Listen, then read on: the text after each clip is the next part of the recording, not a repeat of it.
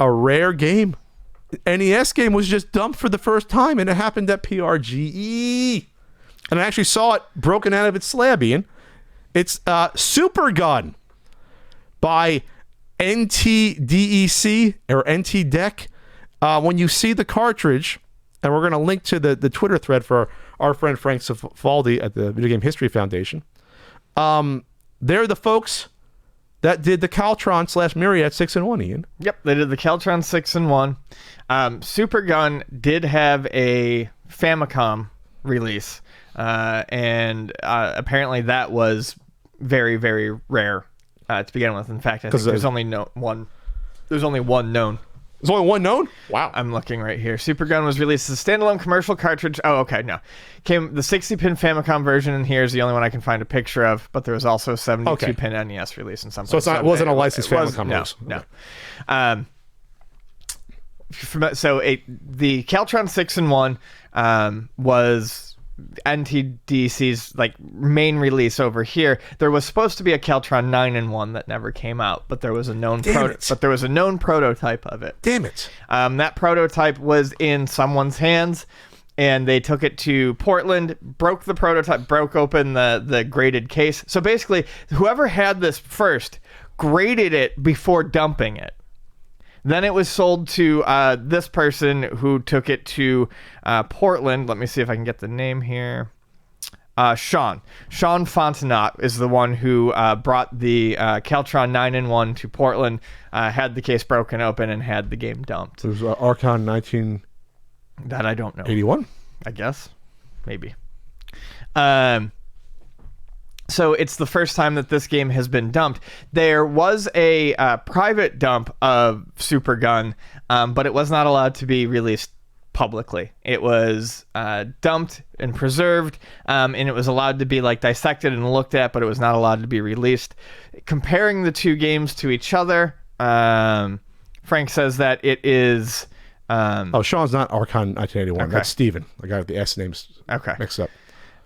So that they are basically the same, except for the copyright text on the title screen is different. That's it. He says here, someone, not me, with access to the original, says that it's very likely the only change is the copyright text on the title screen. So this 9-in-1 had the Super Gun on it, and it was hard to get a hold of. From this thread, there was a Japanese collector that had it available, but they couldn't get a hold of it to dump the Japanese one. So the 9 games on this, let's go over the list. Skate Boy, Dream Fighter, Tank, Super Gun, there's a Super Gun, Magic Block, Go, Benny, Sea of Dreamland, Destroyer, and Hit Marmot. I want this. I want to play Hit Marmot. I'm pretty sure you can. I the only game on that list that was not previously dumped elsewhere is Super Gun. I just want to play Hit Marmot now, though. Yeah, I'm almost positive I've played Hit Marmot. I've got to look it up. Do you hit a marmot, Ian? And I think you're a hit man, but a hit marmot. Oh, you don't hit a marmot. I was thinking of whack-a-mole. Oh, nope. It's a whack-a-mole game. It's a hit a marmot. I want to be the hit marmot, though. You want to be a hit marmot. A hit marmot. That'd be a hitman marmot. Anyway, so it's as for the game itself, it's a standard shooter, vertical shooter. It's an average looking game. That's what it is. Okay. What? You do play as it's whack-a-mole, but with the zapper. Okay, that sounds familiar. Yeah. So back to Super Gun. It's a standard. I watched the YouTube footage that Frank put up of it, and it's a standard vertical shooter. You get power-ups.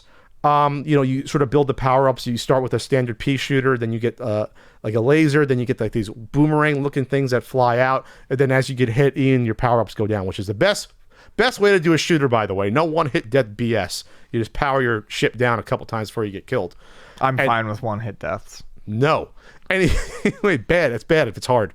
And it looks fine. It doesn't look broken at all from the gameplay. And the stages, though, went very, very long.